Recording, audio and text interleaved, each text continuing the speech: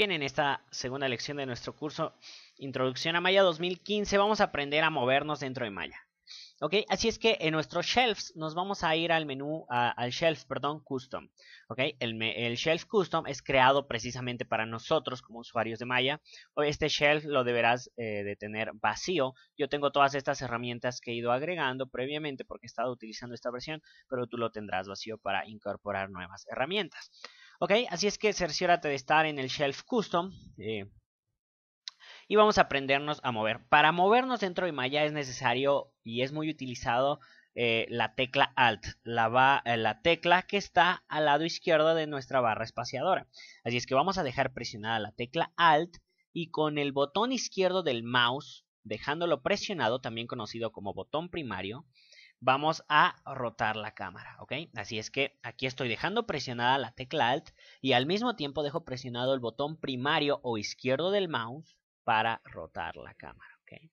Para acercarme y alejarme también dejo presionada la tecla Alt, pero ahora con el botón secundario o el botón derecho del mouse me voy a acercar. ¿Okay? Aquí justo estoy dejando presionada la tecla Alt y al mismo tiempo dejando presionado el botón derecho o secundario del mouse y moviéndole hacia la derecha el mouse me acerco y hacia la izquierda me alejo. También hacia arriba me alejo o hacia abajo me acerco. Aunque yo recomiendo acostumbrarse a utilizar hacia la derecha acercarnos y hacia la izquierda alejarnos, precisamente porque en ZBrush se utiliza de esta forma, así como en RealFlow, PFTrack, entre otros programas, ¿ok? Así es que es mucho más recomendable para acercarnos y alejarnos, la tecla Alt, botón derecho del mouse y hacia la derecha acercarnos y hacia la izquierda alejarnos. También te puedes acercar y alejar simplemente rodando la rueda del ratón, valga la redundancia, o el scroll del ratón, ¿ok? Simplemente con la rueda del ratón. No es muy recomendable porque muchas veces tiende a formarnos malos hábitos a la hora de navegarnos en alguna interfaz, ¿ok? Y para panear la cámara en dos dimensiones dejamos presionada la tecla Alt y vamos a presionar la rueda del ratón como si fuera un botón. ¿Ok? Así es que dejo presionada la tecla Alt y presiono la rueda del ratón como si fuera un botón y de esta forma muevo la cámara de esta forma. ¿Ok? A esta forma de mover la cámara se le conoce como paneo de cámara. ¿Ok? Así es que a forma de conclusión, vamos a dejar presionada la tecla Alt y con el botón izquierdo del mouse vamos a rotar. Con el botón derecho del mouse nos vamos a acercar y alejar. Y con la rueda del ratón presionada como si fuera un botón, vamos a panear nuestra cámara. ¿Ok? Bien. Tenemos dentro de Maya tres tipos de modelado. El modelado de NURBS, que se utiliza regularmente para crear superficies muy suaves o sólidas. Es decir, objetos no orgánicos, todo lo que no sea deformable o todo lo que no sea un personaje, alguna moto, un auto, un lápiz, una mesa, cualquier objeto que no tenga vida, como es un personaje, se le conoce como modelo inorgánico. Y el modelado de NURBS sirve para modelar ese tipo de personajes. También tenemos el tipo de modelado por subdivisión. Es muy similar al de NURBS, ¿ok? Y también sirve para crear objetos inorgánicos, es decir, motocicletas, autos, lápices, mesas, bocinas, todo lo que no tenga vida, ¿ok? Y por último, y el más poderoso modelado que tenemos dentro de Maya es de polígonos. Con los polígonos no solo podemos crear motos, lápices, automóviles, mesas, sino también personajes, ¿ok? Así es que es importante que sepas que dentro de Maya hay tres tipos de modelado. Incluso si nos vamos al menú Create, vamos a ver los primeros tres menús se refieren justo a ese tipo de modelado. El modelado por NURBS, te repito, es para crear objetos inorgánicos. El modelado de polígonos también es el que justo te estaba mencionando, es el más poderoso. Incluso me doy cuenta que aquí solo tenemos de momento ya el modelado de NURBS y el modelado de polígonos. El modelado de subdivisiones ya lo han desaparecido en esta versión. Así es que es importante que sepas que el modelado de NURBS sirve solo para objetos inorgánicos. Obviamente puedes crear personajes, pero posteriormente convertirías esos NURBS a polígonos, así es que no tiene caso, ¿ok? Y el modelado de polígonos es el más poderoso y es justo el que enseñaremos, ¿ok? Este sirve tanto para objetos o modelos inorgánicos como modelos u objetos orgánicos que serían personajes. Ok, así es que nos vamos al menú Create Polygon primitives, ¿ok? Así es que es el tipo de modelado más poderoso, polígonos, por eso lo vamos a estar utilizando. Cerciórate de desactivar la opción Interactive Creation. ¿Por qué? Voy a activarla, por ejemplo, y con esta opción activada voy a crear un cubo. Te darás cuenta que el cubo lo tienes que dibujar en tu área de trabajo. Yo dejo presionado el botón izquierdo del mouse, lo suelto, lo vuelvo a presionar, le doy la altura y suelto. ¿Okay? Es una forma de crear un cubo muy lentamente dentro de Maya. Puedes eliminarlo con la tecla suprimir. ¿Okay? Así es que ahora ve la diferencia. Si desactivamos la opción Interactive Creation, que es lo que yo te recomiendo, al momento de crear el cubo desde el menú Create, Polygon Primitives, Cubo, te darás cuenta que aparece automáticamente al origen o al centro de esta pequeña cuadrícula llamada grilla. ¿Ok?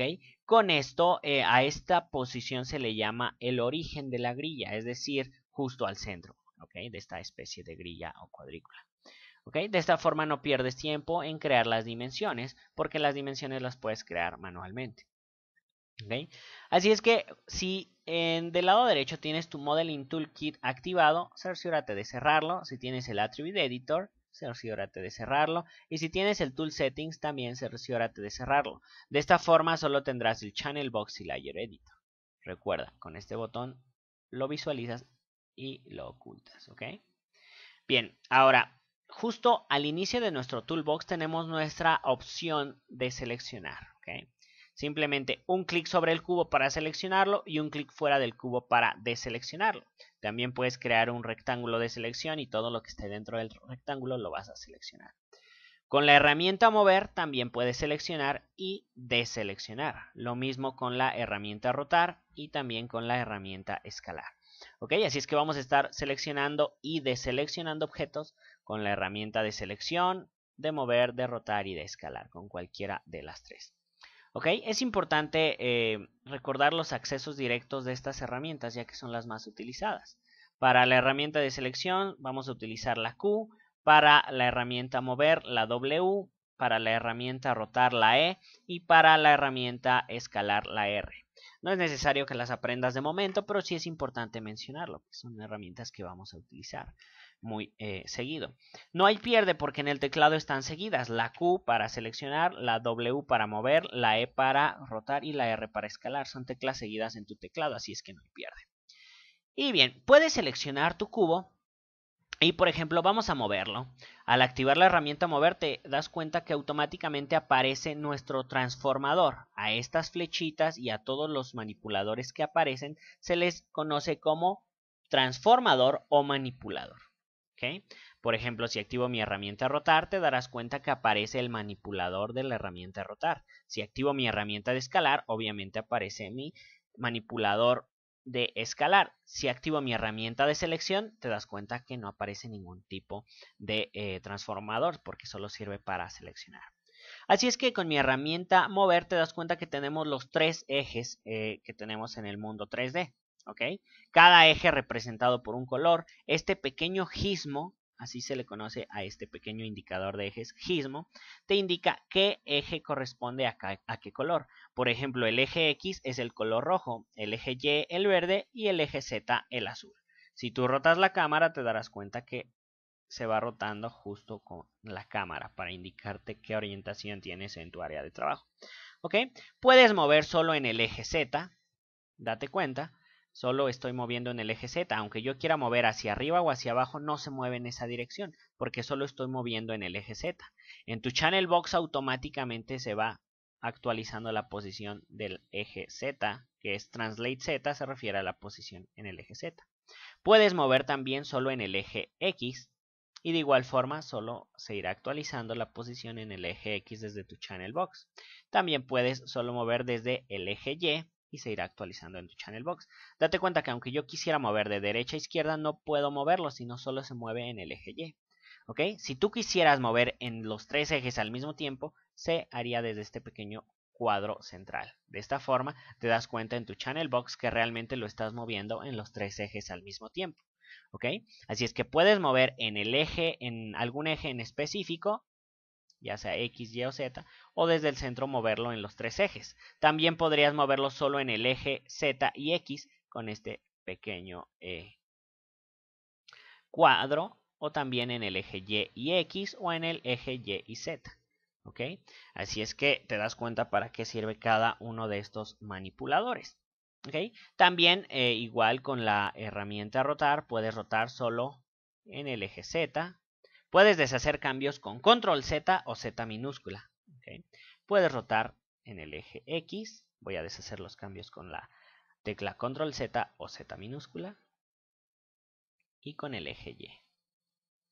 Incluso deshaces cambios con Z mayúscula, ¿ok? No hay ningún problema. Si quieres rotar en los tres ejes, rotas justo desde cualquier espacio dentro de este círculo que no sea ningún eje. Y de igual forma puedes escalar tu cubo solo en el eje Z, en el X, en el Y o en alguno de los dos ejes al mismo tiempo. ¿Ok? Voy a deshacer cambios con la Z o control Z. ¿Ok? Bien, ahora algo muy importante que muy pocos explican es esto.